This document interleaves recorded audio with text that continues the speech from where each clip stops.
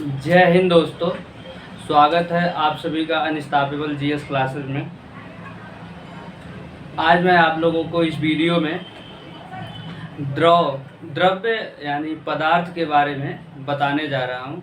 पदार्थ किसे कहते हैं और इसकी कितनी अवस्थाएं होती हैं। तो सबसे पहले जो पदार्थ जो वर्गीकरण का मैंने एक फिगर बना रखा है, इसको आप लोग समझिएगा, फिर आगे हम बताना शुरू करेंगे। तो पदार्थ को द्रव्य भी कहा जाता है, इंग्लिश में इसको मैटर कहते हैं। अब बात करते हैं पदार्थ क्या होता है। तो ब्रह्मांड की वे समस्त वस्तुएं, चाहे वो पिंड हो, कोई कण हो, कुछ भी हो, वो सारे के सारे पदार्थ कहे जाएंगे, बशर्ते उसके लिए दो कंडीशन होती है। वो कुछ स्थान घेरता हो और उसका कुछ न कुछ द्रव्यमान हो। तो ऐसी जितनी भी चीज़ें होंगी वो सारे के सारे पदार्थ कही जाएंगी। तो ब्रह्मांड का प्रत्येक वस्तु, चाहे वो पिंड हो, कण हो, कुछ भी हो, जो स्थान घेरता हो और उसका कुछ द्रव्यमान हो, तो उसे पदार्थ कहा जाता है। अब हम लोग पदार्थ का वर्गीकरण करेंगे कि पदार्थ को कितने प्रकार से बांटा गया है। तो अध्ययन के हिसाब से पदार्थ को दो प्रकार से बांटा गया है। पदार्थ का वर्गीकरण भौतिक आधार पे और रासायनिक आधार पे। भौतिक आधार पे पदार्थ को तीन भागों में वर्गीकृत मतलब विभाजित बांटा गया है: ठोस, द्रव और गैस। और रासायनिक आधार पे पदार्थ को दो भागों में बांटा गया है: शुद्ध पदार्थ और अशुद्ध पदार्थ। अब शुद्ध पदार्थ क्या होता है? शुद्ध पदार्थ दो रूपों में पाया जाता है, एक तत्व के रूप में और दूसरा यौगिक के रूप में पाया जाता है। उसके बाद बात करें अशुद्ध पदार्थ कितने रूपों में पाया जाता है, तो अशुद्ध पदार्थ जो होता है वो भी दो रूपों में पाया जाता है। अशुद्ध पदार्थ जो होते हैं वो मिश्रण होते हैं और मिश्रण दो रूपों में पाया जाता है: समांगी मिश्रण और विसमांगी मिश्रण। अब हम लोग भौतिक आधार पे पदार्थ के विभाजन की व्याख्या करेंगे कि भौतिक आधार पे पदार्थ को किस प्रकार से विभाजित किया गया है। तो सबसे पहला है ठोस। ठोस क्या होता है? जैसे मान लीजिए कि ये मार्कर है, तो ये कैसा है? ये ठोस है।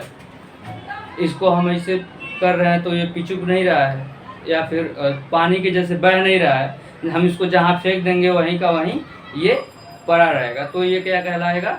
ठोस कहलाएगा। ठोस कैसा होता है? ये स्थिर होता है और जैसा रखेंगे वैसा ही रह जाएगा, इसके आकार में कोई परिवर्तन नहीं होगा।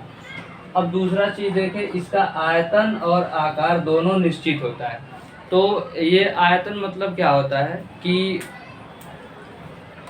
आयतन जो होता है वो द्रव्यमान से ही कोरिलेट करता है। आयतन जितना उसका द्रव्यमान पहले रहेगा उतना ही द्रव्यमान बाद में भी रहेगा, और आकार जो होगा ठोस का वो भी निश्चित ही होगा। और तीसरा बात करें हम लोग घनत्व की, तो जो इनके कणों का घनत्व जो होगा, जैसे मान लीजिए ये पदार्थ है, ये मार्कर है, तो बहुत छोटे छोटे प्लास्टिक के कणों से मिलके बना हुआ है, तो लेकिन ये क्या है? ठोस है। ठोस है मतलब इसके जो छोटे छोटे पदार्थ इसमें जो हैं वो बहुत ज़्यादा सघन है, बहुत पास है। तो जो पास है उसी को हम लोग घनत्व कहते हैं। तो जो ठोस पदार्थ होता है उसका घनत्व सबसे ज़्यादा होता है। दूसरा हम लोग बात करें कि द्रव क्या होता है। द्रव को लिक्विड कहते हैं, और ये इस द्रव जो होता है उसका आयतन तो निश्चित होता है, मतलब हम उसको 1 किलो रखेंगे किसी बर्तन में तो द्रव 1 किलो ही रहेगा, लेकिन उसका आकार अनिश्चित होता है। जैसे मान लीजिए कि हमारे पास एक बाल्टी में 1 लीटर पानी है और 1 लीटर पानी है बाल्टी में, और उसको हम क्या करेंगे? दूसरे मग में डाल देंगे, तो बाल्टी का आकार छोड़ के वो मग के आकार में आ जाएगा। और फिर उसका जो घनत्व होगा, चूँकि ये जो मतलब पानी जो है ये इधर उधर बहता रहता है, जिस बर्तन में डालेंगे उसी का आकार ले लेगा पानी। तो इसका जो घनत्व होगा, इस कोई भी चीज़ कब बहेगा, जब उसमें उपस्थित जो कण होंगे वो दूर दूर होंगे। तो पानी जो होती है उसका जो घनत्व होता है कणों का, वो ठोस की अपेक्षा कम होता है। अगला बात करें हम लोग गैस की, तो जो गैस अवस्था में पदार्थ पाया जाता है उसका आकार और आयतन दोनों का दोनों अनिश्चित होता है।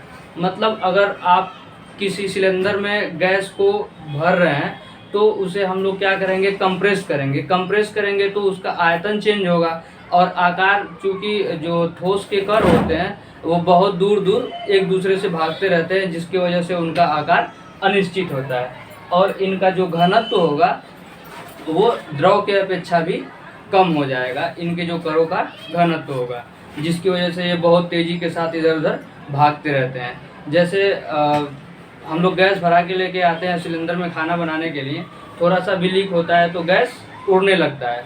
तो जब ये उड़ने लगेगा तो इसके जो कण होंगे वो बहुत दूर दूर भागेंगे। और वहीं पानी, अगर मान लीजिए हम एक बाल्टी पानी लेके आते हैं और उसको थोड़ा सा हम कहीं से लीक होता है तो वो बहुत धीरे धीरे बहता है, गैस की अपेक्षा बहुत धीरे धीरे बहेगा। अब हम लोग बात करें कि रासायनिक आधार पे जो पदार्थ था उसके बारे में, तो शुद्ध पदार्थ और अशुद्ध पदार्थ। अब बात करें हम लोग शुद्ध पदार्थ कितने प्रकार के होते हैं, तो शुद्ध पदार्थ जो होता है वो दो प्रकार के होते हैं। एक होता है तत्व, दूसरा होता है यौगिक। अब तत्व क्या होता है, तत्व किसी एक ही परमाणु के जो बने होते हैं अणु, उसे हम लोग तत्व के संज्ञा दिया जाता है। मतलब केवल व केवल एक ही परमाणु होगा उसे हम लोग तत्व कहेंगे।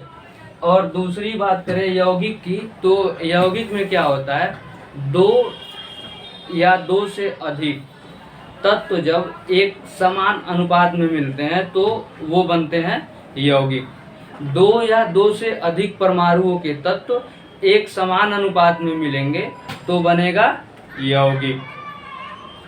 अब दूसरा हम लोग बात करें अशुद्ध पदार्थ क्या होता है, तो ऐसा पदार्थ जो क्या होंगे, अलग अलग परमाणुओं से, मतलब अलग अलग तत्वों, जैसे हाइड्रोजन के साथ ऑक्सीजन को मिला दिया, तो इस प्रकार से जो बनता है वो होते हैं अशुद्ध पदार्थ। अब अशुद्ध पदार्थ में बनता है मिश्रण में नमक के साथ चीनी मिला दिया, नमक को पानी में मिला दिया, ये क्या होती है, मिश्रण होते हैं। अब हम लोग आगे बात करेंगे मिश्रण के बारे में, तो मिश्रण दो प्रकार के होते हैं, समांगी मिश्रण और विसमांगी मिश्रण। समांगी मिश्रण कैसे मिश्रण होते हैं, ऐसा मिश्रण जिसके प्रत्येक भाग में जो तत्व होंगे उनकी मात्रा एक समान पाई जाएगी। जैसे हम लोग पानी में चीनी को अगर मिला देंगे तो, एक मिनट,